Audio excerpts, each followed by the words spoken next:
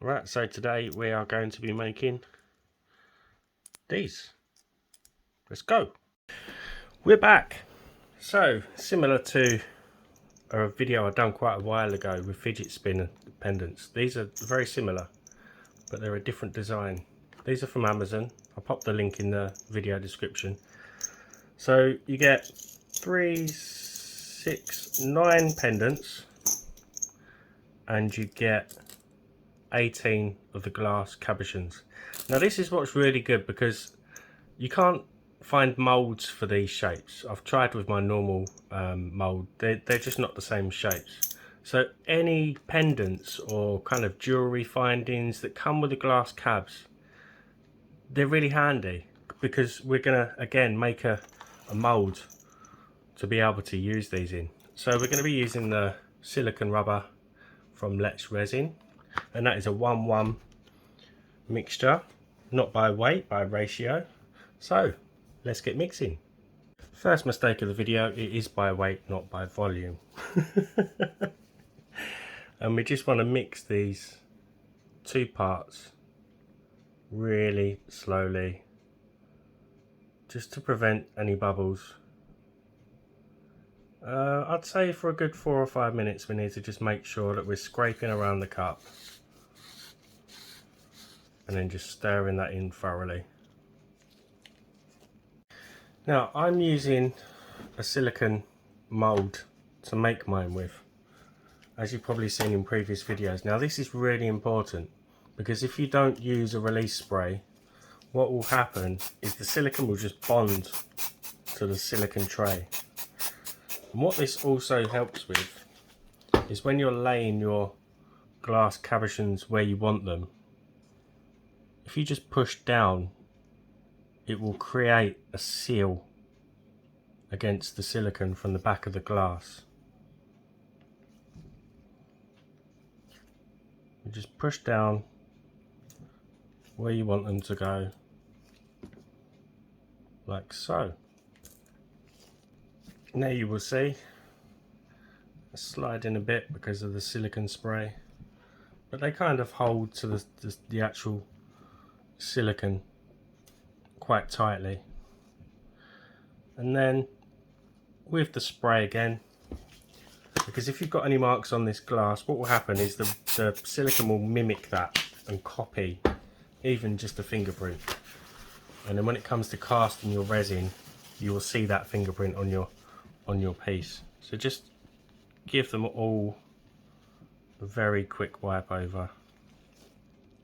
Another thing to bear in mind is the depth of the cabochon compared to the depth of the mould. Always make sure that you've got a deep enough pour, otherwise it will just you'll end up with a very thin layer, if you're lucky, on the top or the bottom, which it will be when you flip it, which can tear. Another tip for you as well, if you're not sure if your silicone is mixed thoroughly, you can add a dash of mica powder. So if I just add a small amount of the dark blue mica powder, and then I'll mix that until it's all streak free and one consistent colour. And there we have it. I've got lots of micro bubbles in mine because I've used a ridged cup, so try not to use a ridged cup either. And we're just going to pour that all over.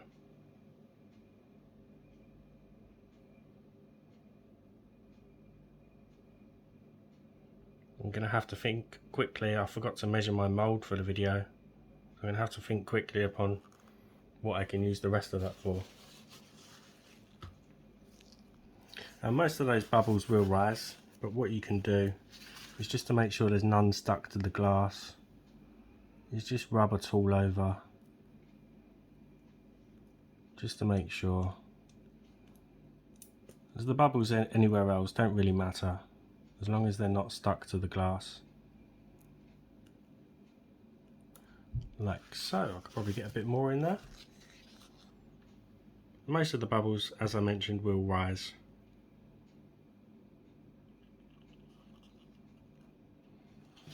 Right, I'll see you for the next part. Right, so this has been about 24 hours. since I poured the silicone. You shouldn't really feel any, you should be able to slide your fingers across the back without it leaving any kind of prints or marks. So we should now just be able to peel that away from, peel the mould away from the mould. And then we're left, you're going to have some kind of areas where the silicone has crossed over the glass, but we could just trim that down. So we just pop all of the glass cabochons out. Don't go sticking your fingers inside the cavities, because that will probably leave a mark.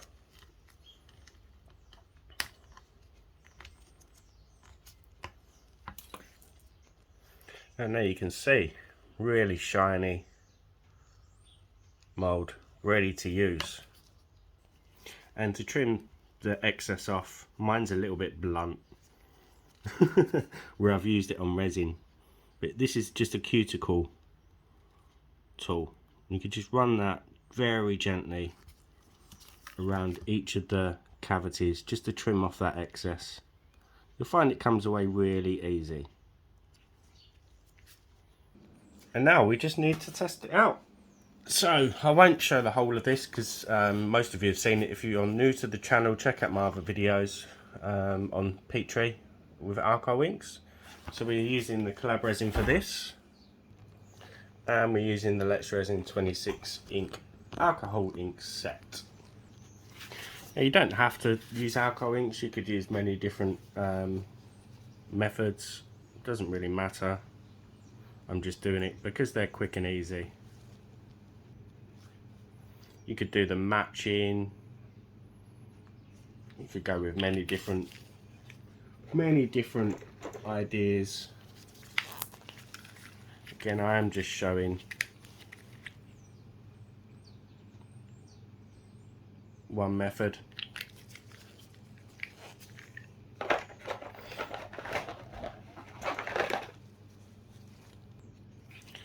Just so that I can give you a kind of final result. My ink squirted everywhere.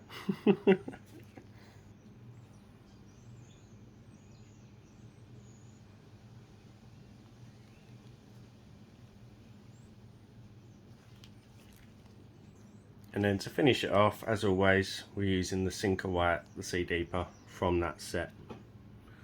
And just dropping one drop of white per colour.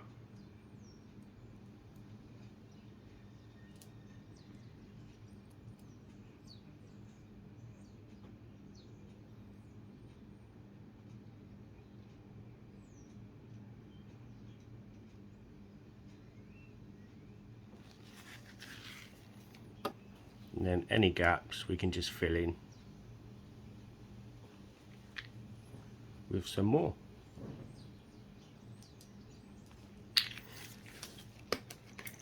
I'm probably going to get some mud in because I haven't been very careful with my ink placements. We'll see. Come on.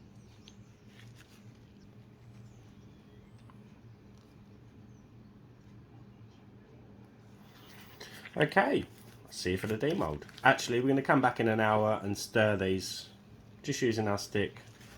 I might skip that part, but in about an hour, when the resins become tacky and quite thick, we're just going to stir these up. But if you haven't seen these videos, then go and check them out. Right, I thought we might as well just show the stirring again. I know many of you have seen it, but just in case there's anyone new to the channel, just don't go too deep because you don't want to scratch your moulds.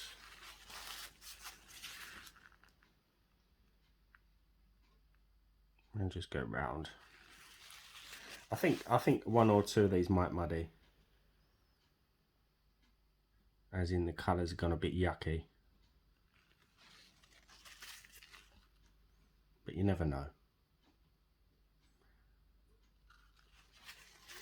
I just watched the video back as well, and I made a mistake of using an alcohol ink from that set, which is actually from a previous set. It's called the Ocean Blue.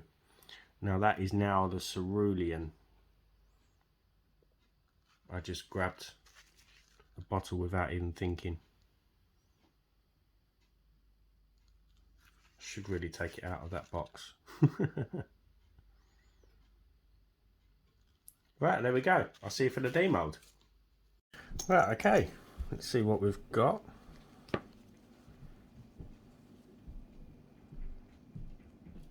I've got deeper spores because I did heat up my resin to speed the video up. So just bear that in mind as well if you're using a heat mat.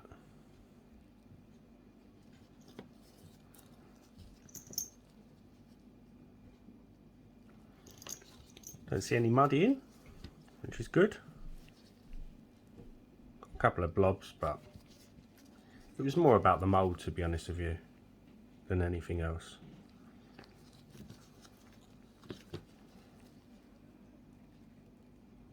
That's a really nice one.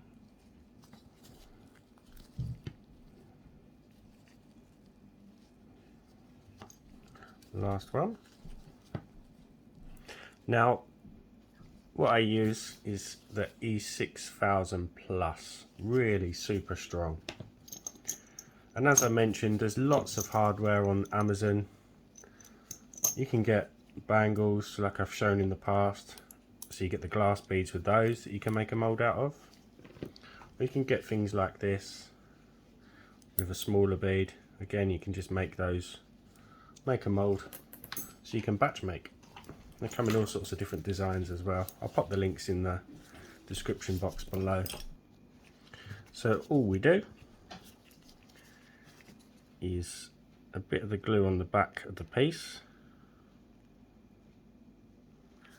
and then a bit of the glue inside the bezel. Just spread it around.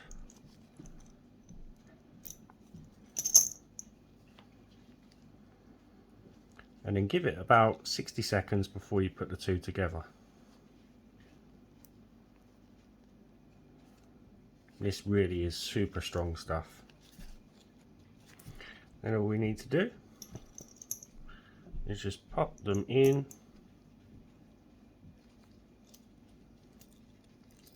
I did glue both. And then just let that, make sure that it's centered. And then just let that sit. They recommend for this glue about 24 hours. If you've got any small gaps, you can just top coat this once it's in there. But it should. I don't think I filled my mould up enough. But there you have it. Super easy. Again, give the video a thumbs up, drop me a comment. If you haven't subbed, hit that button for me. I'll see you for the next one. Bye for now.